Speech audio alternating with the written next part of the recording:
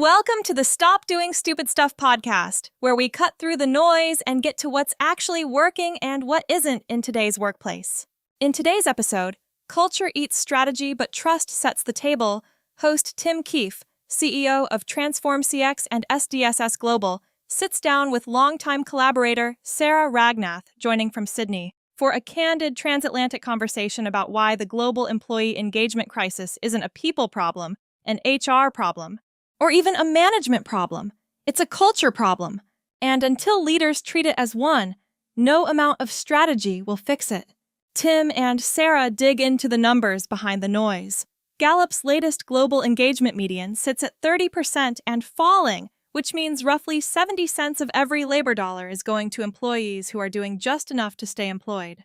They unpack how a 5-year stretch of remote and hybrid work reshaped not just where people work, but how they connect, how they learn, and how they define what good looks like when there's no one in the room to model it.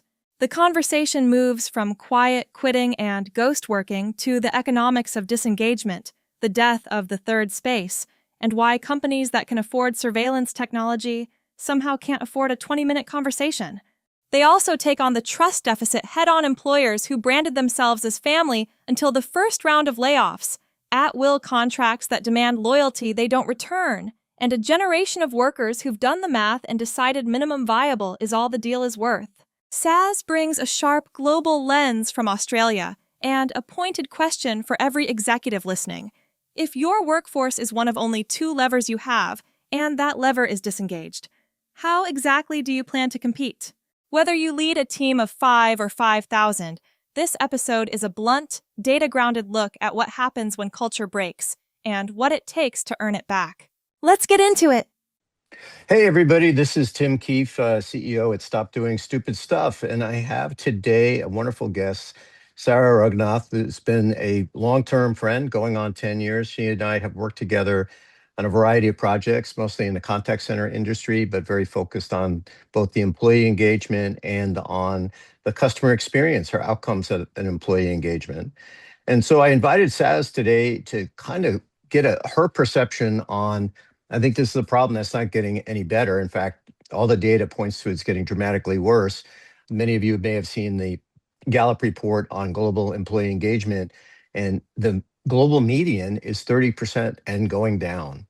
So with that, let me just open it up. Saz, really happy to have you here today. So how are things in the great down under? Oh, well, we're living in the future. We're at least 19 hours in the future. So I'm already on Monday. So that's going to help me gaze into my crystal ball over this engagement of stuff. I should ask you how my day is going to be, since you've already lived it. Oh, you had a great day, but I wouldn't bother buying a lottery ticket. Nothing happens with that. Okay, good. All right. I don't have money for a lottery ticket anyway, so excellent. All right. So, I mean, in your role, and again, as I mentioned on the introduction, you've been working in this space for a long time. And I mean, how do you think about it when you think about the employee burnout, the disengagement, whatever we want to call it, quiet quitting? There's a lot of different words for it these days. Yeah, there are a lot of words for it, but I think what I've really seen is while this isn't something new, I think the scalability of it turns it from some people used to do this to we actually have a culture of it. And once a culture gets embedded, turning a culture around is something different. And I think to understand why is there a culture of this, because the numbers don't lie, the math is mathing. It's like, where have we been in the last 10 years that might lead us to this point? And it's we've seen, I think there's when we look at our workforce and how it's changing, there's quite a few changes that have come to being even before the great pandemic, that changed a lot of things. We'd been talking about working from home and connected employees, etc. before then. And we'd had a fairly digital economy before then. But I think what the pandemic did was it made us feel really comfortable to be in our home offices, whether we were studying or working. And we'd always worked away from home a lot. But then I think this cultural thing is you've got 2 key segments. So we had kids basically who are now in the workplace and entering the workplace who grew up during COVID. who learned to connect online, but not so much in person. And then we had people who, in greater numbers, worked digitally, worked remote. And we see when we tried to move people back to the office, and people do that, there is a resistance to it because we've got used to it.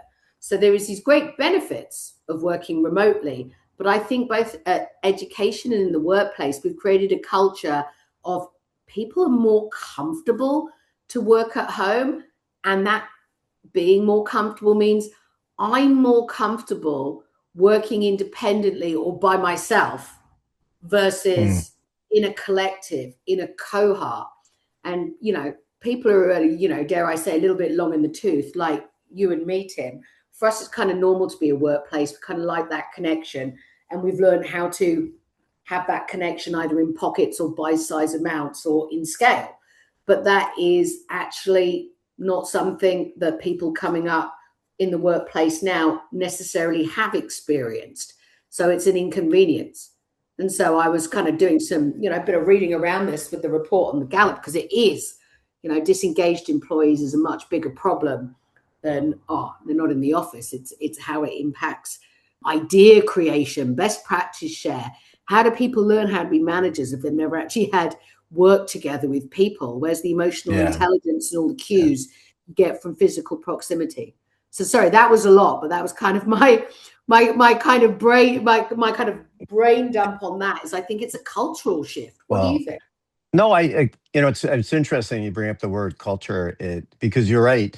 You think about, and we had a client in this situation, actually, state of California, where last year they were working on a project to do return to office, and they actually kicked it out a year. They just announced it yesterday, I think, or Friday, formalizing that, most agencies will have to fully return to office. And we're now looking at July of 2026, right? So we locked everything down in March of 2020. So you have a 5-year cohort of employees, many of whom, to your point, entered the workforce during that period. So they've never, formally worked or worked full time in an office. They may have been in a hybrid environment or whatever. And I think some of the things that you mentioned are, really critical.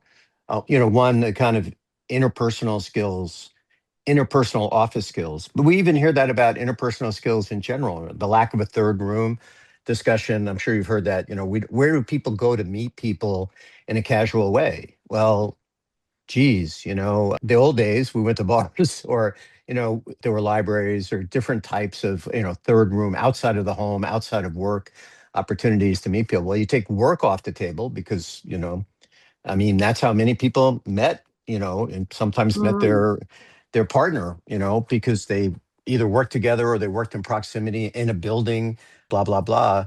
And so I think that's really true. So you have that gap of interpersonal skills, like, how to walk into a room and start talking to people, without texting them or without knowing their profile ahead of time, just walking up to a stranger and saying, what brings you here? Or what, or how did you know these people? Or trying to find a common point of a discussion, not just a pickup line or something stupid like that.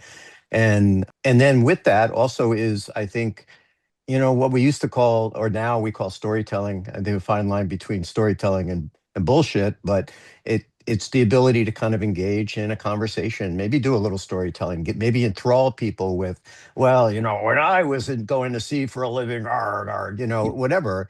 But that's a lost art. But the part that I really liked what you said, and I think it's fascinating, is a culture of burnout.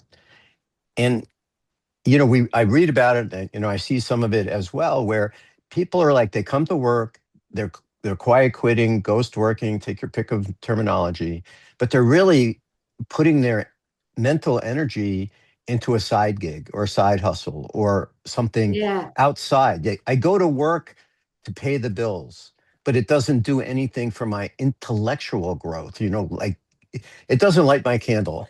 Really date myself. No, I love what you're saying now. I mean, I don't love the reality we live in at all times, but I think you're exactly right, because if you think about, quiet quitting, whatever we want to call it, it's super easy to do that.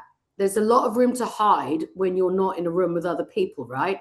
Because let's use probably an ill-advised personal example. In, an hour and a half, I want to watch the NBA playoffs because Tim, I'm a big NBA fan, and it happens to fall in my work day. Now, luckily, I have a boss who's like, as long as I get my work done, they don't really care. But if I'm disaffected and he's doing his own thing, how does he know that I'm not hard at my desk, or I'm actually just checked out, enjoying the playoffs? So it's kind of easy to do it. And I think I'm going to belabor a sports reference now because we're on to something. I think what happens in the workplace is we used to easily see people as, MVPs, most valuable players. That was who we aspired to be in our work. That was like, you could see the standout, and you could join an organization, whether you were, a tenured member of the workforce or particularly younger, when it's very influential to see other people's kind of perspectives on how they work and go, that's what an MVP looks like. Now, to your point, the MVP is minimum viable product. It's like people put in, you know what I mean? It's MVP to MVP. People can put in the minimum amount of work to get by, and they're like, that's what you're paying me. You're not paying me to be the poster dunker on your team anymore. You're paying me, I believe, to be the minimal viable. And if I do that, and by the way, I've got tools these days with AI that can help me put in, not only just get the work done in the minimal way, but I don't even have to think about it in the same way I did, or spend time organizing information, because I'm looking at my side hustle or what I do outside of my job to be fulfilled. And I think, I hate to talk about different generations because I think, I'm from Generation X, and we certainly had our cynicism. But I think Gen Z as well, they're like, why should I do that? Like, and not just that generation. If you look around, what we take home in our bank accounts from our paycheck at the end of the month, the end of the week, gets us less than it ever did. You're sitting in San Francisco, I'm sitting in Sydney, so we're both in really tough labor markets in terms of wages, but also the cost of living. Housing is really high. Here in Australia, it's really hard for a double income with no kids to get on the housing ladder without help. And the same in the Bay Area. But, if you're in Kansas and you're earning Kansas wages, it might not be quite as big a climb, but it's still probably out of reach. So if you combine how we've grown up and how things have changed over the last few years and then what I gets me even less for doing this thing that I don't really enjoy doing. And there are tools that actually take some of what I would consider the cool bit of the job away, the thinking, right? And what am I left with? A job I don't really like that's paying me the minimum for what I can get in my life. So I need a second income or another interest for my emotional and financial health. So of course that creates a culture of disengagement. And we can go back to a really old business quote that we've probably heard to death, right? Culture eats strategy for breakfast. So guess what? We can all commercially and in businesses strategize how we connect people, how we bring them in, and how we get them disengaged. But if you do that strategy without talking to the people who are checked out and understanding, how do you create trust back now? How do you create excitement and trust back? Because unless you deal with the culture, your strategy won't work. Well, and I think that you get a really powerful word there too. I think it's interesting. There's, you talked about culture, which really resonated with me, both ways, right? And now we have this trust issue because people are like, how can I trust my employer when, last year they laid off 37% of the team because we're going to replace them with AI or because of AI efficiencies. And by the way, after the announcement and after the stock bump, we hired 50% or all of them back, or sometimes hired them back at lower pay.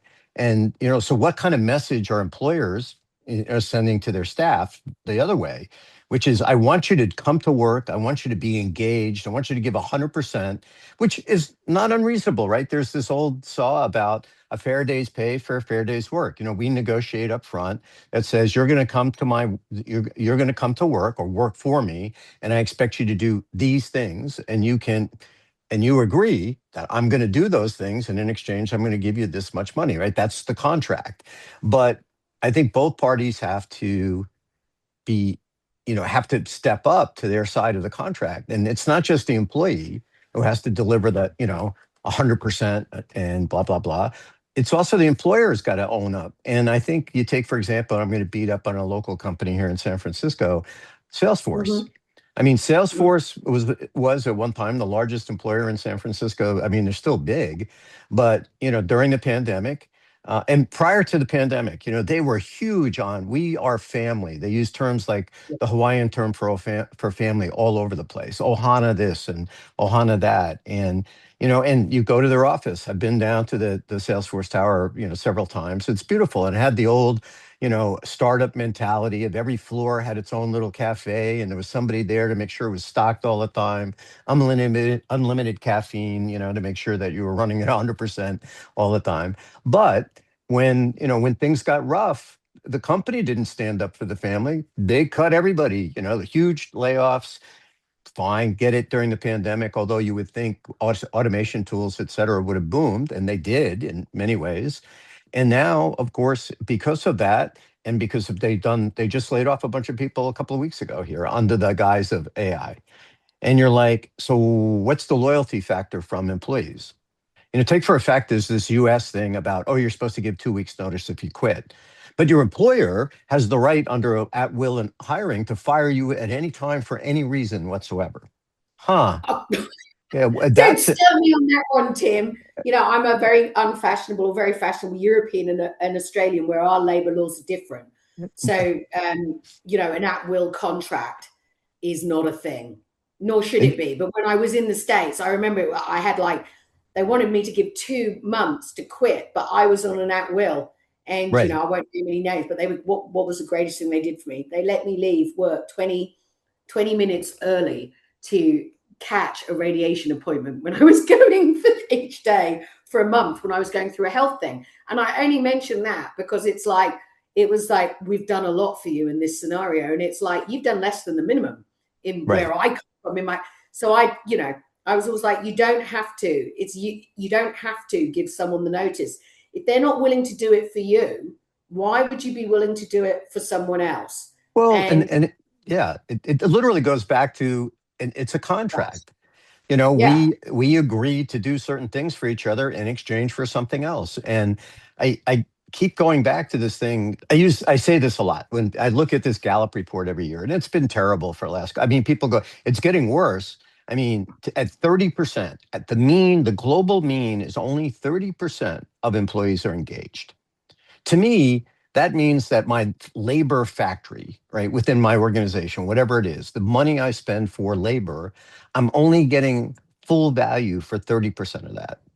Well, if I had a mm, factory that was only working at 30% of its design capacity, I'd burn it down, right? This is a $1 trillion problem in the United States alone for costs being spent for labor that's not returning the value that's designed into the business. Now, I'm not blaming the employees for that. What I'm blaming is I blame leadership and management for their inability to get people excited about their work, to get people to believe in what they're doing, because it's not a religion. But right, you brought in somebody to do whatever. Let's say it's, you're going to manage my website. Okay, what are the goals associated with that? And is the person meeting or exceeding those goals? And if they are, you should be, they should get rewarded for that, or they should at least get what you've agreed to give them.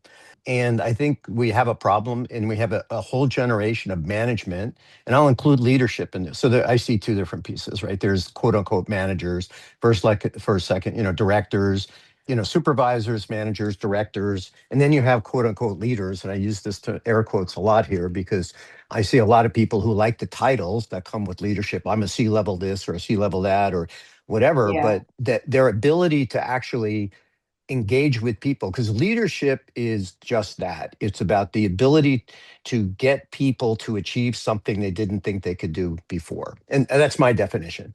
But you kind of look at a lot of companies and you go, people are leaders because why? Did they get voted in? Well, they might have gotten in voted in by a board, but are they, and why are they there? But what we see, and when I say we, I'm talking about my company Stop Doing Stupid Stuff and some of the other stuff that we're doing under SDSS. We have a lot of companies out there that are like, well, we brought in AI. So we don't need as many middle managers. So the supervisors and managers are now doubling their span of control. So instead of managing 15 people, I now manage 30 people. And I'm, late 20s, early 30s. And who's trained me on how to lead people or to even manage people? Nobody, right? Like who's out there teaching people, those skills of like how to have a difficult conversation, how to sit down with somebody and say, you're not delivering, but let me tell you how I think I can help you deliver because I want you to be successful, not to punish you. Because when you fire people or you let people go, a couple of things happen. One is the workload on the other people goes up for no increase in compensation. And suddenly a team of 3 has to do what a team of 4 did while you go out and try and hire that replacement. Oops. And then that replacement's going to cost you money to find. And then for the first 6 months to a year that they're in the job, they're not performing at full. So there's a huge cost to employee churn. And employee churn is very measurable. But companies they don't want to report out on it. And because I think they're afraid. And well, it's the uncomfortable truth, right? We might have to stare it in the eye and do something about it. If we actually said that this is a financial problem to us, because companies listen to their bottom line more than they look at thoughts and feelings, right? So I think a really good way to look at this, or way to get a gut reaction, is if I went, this is an HR problem for organization development or HR to solve. Genuinely, did anyone else's heart just sink and go, then it will never get resolved? If you leave it to HR and the baggage that we associate with HR, personnel, administration, HR never sounds dynamic. Organizational development, it's meant to, but really look back at your career. What did you learn in the training room or from HR versus what you learned from your peers and from your managers across the company, across verticals? When you met, don't we remember the great people that we've met? That's how we learn, that's how we learn. So if we don't know what great looks like anymore, it's hard to emulate it and go, that's who I want to be. And we've just described, we're not meeting people anymore. We're online. It's really different having you can get an emotional connection online, but it's just like, let's go to dating analogies. You can use your apps or whatever to meet someone, but you only really know, and you can only really have a relationship once you meet them in person. Working's a bit like that, same but different, very different, I hope. But you can go, I get on with that person, and I've had great relationships with people at work across the years that I've never met. But goodness, do I wish that I could also meet them regularly or have met them? There's something different. You and I have met, Tim, in some odd situations, sometimes getting your arm tattooed and stuff like that. But we've developed personal relationships as well as knowing that on a work level, I get her, she gets me, we can get on, but that's different. Well, and agreed. And I, kind of what you were saying before, I think is interesting because companies will go, oh, this is a people issue. Let HR deal with it. Well, the human resources teams are usually been undersized forever, right? And their job, by the way, has, at least here in the US, is primarily keeping the company from getting sued, either on the hiring side or on the termination side. The piece in the middle of managing and developing employees, when you turn and say, oh, I want my HR business lead to deal with this, that's just kicking the can down the road. And this is why I mean leaders are not leaders. Real leaders would say, that's my problem as the leader, to create an environment where people are engaged and excited. And I need to figure it out. Like, how do I do that? And I remember, to your point, I did a job, a little project, and I won't say who it was, but it was a startup company in like 2004, 2005 that's grown on to be huge. But I remember the CEO it was an introverted guy, and he's a double E, brilliant, probably at the CEO level and building the business from that perspective. But they were really struggling with people issues, particularly on the customer facing side of the organization. And I remember suggesting to him, have a brown bag lunch with 15 people every month. Just randomly select the 15 people and you sit down with them for 20 minutes. That's it.